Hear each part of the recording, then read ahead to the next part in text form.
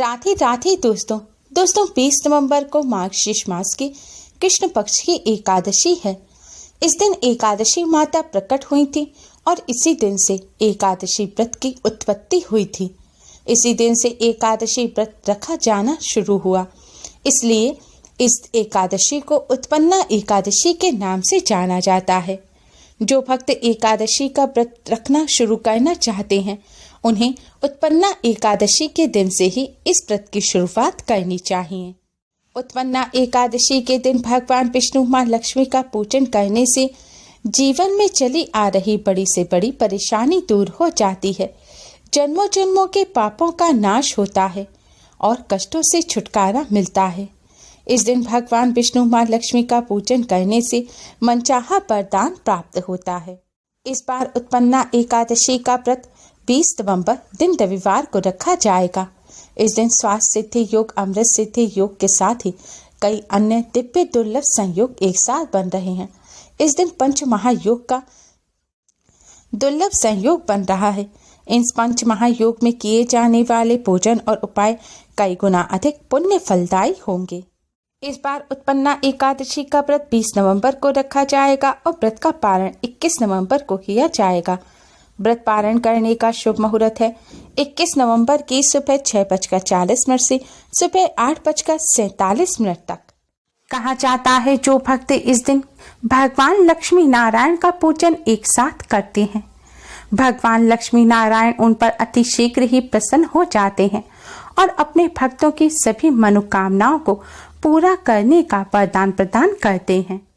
दोस्तों आज की इस वीडियो में हम आपको एकादशी के इस शुभ संयोग पर करने वाला एक बहुत ही आसान और असरकारक उपाय बताने जा रहे हैं। इस उपाय को करने से भगवान लक्ष्मी नारायण की कृपा से धन संबंधी समस्याएं दूर हो जाते हैं। माँ लक्ष्मी की असीम कृपा प्राप्त होती है, जिससे घर में धन की कोई कमी नहीं रहती, घर में सुख समृद्धि बनी रहती है। भगवान लक्ष्मी नारायण की कृपा से जीवन में चली आ रही परेशानियां खत्म होती हैं और कष्टों से छुटकारा मिलता है। दोस्तों यह उपाय आपको एकादशी की रात्रि को करना है, क्योंकि शास्त्रों में बताया गया है दिन की अपेक्षा एकादशी की रात्रि में की गई पूजा कई गुना अधिक पुण्य फलदायी होती है। इसलिए यह उपाय आप एकादशी पर संध्या काल के समय से रात में किसी भी समय अपनी श्रद्धानुसार कर सकते हैं। उपाय करने के लिए सबसे पहले स्नान कर स्वच्छ वस्त्र धारण करें। अगर आपने दिन में स्नान किया है तो उपाय करने से पहले आप अच्छी तरह से मुंह हाथ पैर धो लें और स्वच्छ वस्त्र पहनें। हो सके तो लाल या पीले रंग के वस्त्र पहनकर आप इस उपाय को करें। ध्यान रखें काले या नीले रंग के कपड़े ना पहने। अब दोस्तों आप एक साबुत फूल वाली लौंग लें। जी हाँ दोस्तों, आपको इस बात का ध्यान रखना है कि लौंग साबुत होनी चाहिए जिसमें फूल हो। टूटी हुई लौंग ना लें। और इस लौंग के साथ ही आप एक छोटी साबुत हरे रंग की इलायची ले लें। इलायची में भी आपको इस बात का ध्यान रखना है कि इलायची फटी हुई नहीं होनी चाहिए। आपको साबुत लौंग और इलायची लेनी है। अब आप इन्हें एक कटोरी में रख लें। अब अपने मंदिर के सामने आसन बिछाकर बैठ जाएं। अब आप भगवान श्री गणेश को प्रणाम करें, भगवान लक्ष्मी नारायण को प्रणाम करें। आप भगवान जी के सामने एक घी का दिया जलाएं और एक सुगंधित धूपबत्ती जलाएं। अगर आप संध्या काल पूजन के समय इस उपाय को कर रहे हैं तो पूजन के लिए जो आपने दिया जलाया है उसी दिए को जला रहने दें। उपाय करने के लिए आपको अलग से दिया जलाने की जरूरत नहीं है। दोस्तों अब आप भगवान श्री हरि विष्णु माँ लक्ष्मी जी को हल्दी और कुमकुम से तिलक करें और भगवान जी को किसी फल मिष्ठान का भोग लगाएं। फल मिष्ठान ना हो तो शक्कर, मिश्री, बताशा आप किसी भी चीज का भोग लगा सकते हैं। भोग लगाने के पश्चात दोस्तों ये जो लौंग और इलायची हैं इन पर भी आप हल्दी और कुमकुम से तिलक करें। अब आप यह लौंग और इलायची दोनों उठाएं और भगवान जी के चरणों से लगाएं।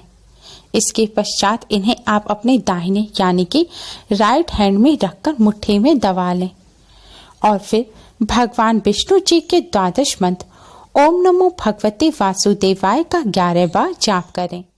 मंत्र है ओम नमो भगवते वासुदेवाय। मंत्र का जाप करने के पश्चात दोस्तों अब आप माँ लक्ष्मी के इस मंत्र का जाप करें। मंत्र है ओम महालक्ष्मी नमः। मंत्र है ओम महालक्ष्मी नमः। दोस्तों आप चाहे तो उंगली पर गिरकर भी जाप कर सकते हैं, लेकिन अगर आपके घर कमल गट्टे की माला हो तो आप इस मंत्र का जाप कमल गट्टे की माला पर करें। ऐसा करना अति शुभ रहता है। ऐसा करने से माँ लक्ष्मी अति शीघ्र ही प्रसन्न हो जाती हैं। दोस्तों मंत्र का जाप करते समय आपको बीच में बोलना नहीं है, यानी कि लगातार 108 बार आपको मंत्र का जाप करना है, तभी माला पूर्ण होगी।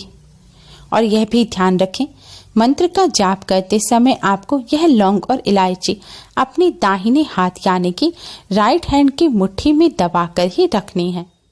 जाप पूरा होने के पश्चात अब आप यह लौंग और इलायची भगवान श्री हरि विष्णु माँ लक्ष्मी जी के चरणों से लगाएं और फिर भगवान विष्णु माँ लक्ष्मी जी के मंत्र से अभिमंत्रित इन लौंग और इलायची को आप एक पीले रंग के कपड़े में रखें। आपको एक छोटा सा पीले रंग के कपड़े का टुकड़ा लेना है।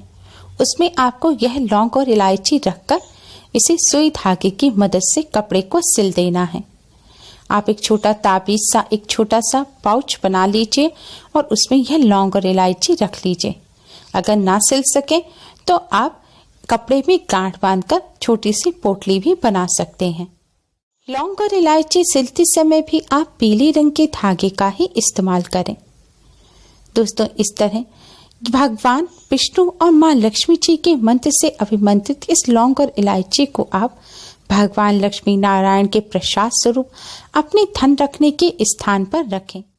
धन रखने के स्थान पर आप अपने घर में किसी बॉक्स में रुपए रखते हैं, उसमें या अपनी तिजोरी में या अपने गहनों के साथ इसे रख सकते हैं। आप चाहें तो इसे अपने वॉलेट में अपने पर्स में भी रख सकते हैं।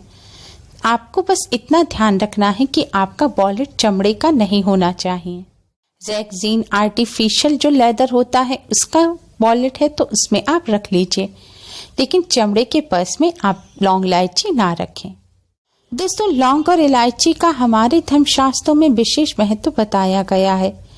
लौंग को बहुत ही पवित्र माना जाता है। साथ ही इलायची माँ लक्ष्मी और भगवान श्री गणेश को अत्यधिक प्रिय है।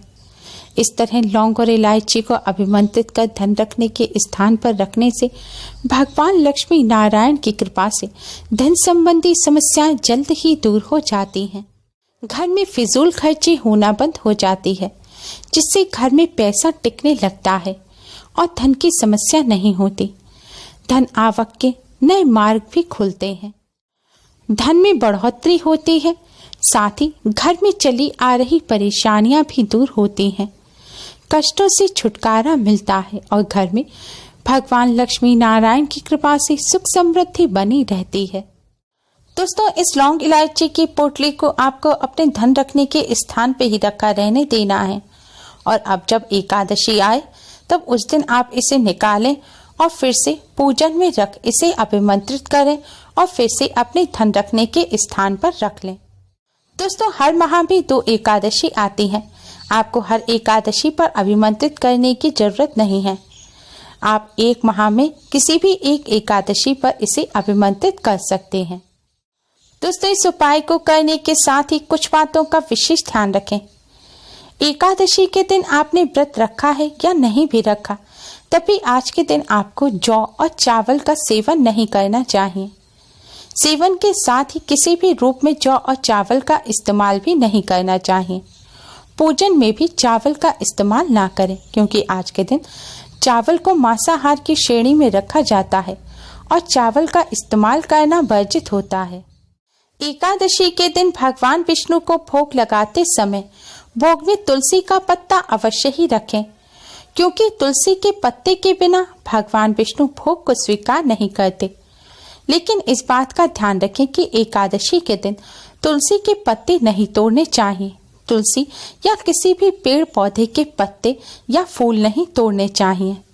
तो आप पूजन के लिए एक दिन पहले ही तुलसी का पत्ता तोड़कर रख लें। अगर ऐसा नहीं कर पाए हैं तो अपने आप से टूटा हुआ जो तुलसी का पत्ता पड़ा हो, आप उसको भी लेकर धोकर भगवान विष्णु जी को अर्पित कर सकते हैं। या फिर पहले भोग में जो आपने भगवान विष्णु जी को पत्ता चढ़ाया हो, आप उसे वापस भोग में रख सकते हैं, क्योंकि तुलसी का पत्ता कभी भी बासी नहीं माना जाता। एकादशी के दिन इन बातों का विशेष ध्यान रखें। उम्मीद है आपको हमारी ये वीडियो पसंद आई होगी। प्लीज़ लाइक करें। हमारी इस वीडियो को अपने फ्रेंड्स और रिश्तेदारों में ज़्यादा से ज़्यादा शेयर करें, जिससे वह भी इसका लाभ उठा सकें। हमारी और भी वीडियोस के लिए हमारे चैनल को सब्सक्राइब करना ना भूलें। Thanks for watching. Radhe Radhe.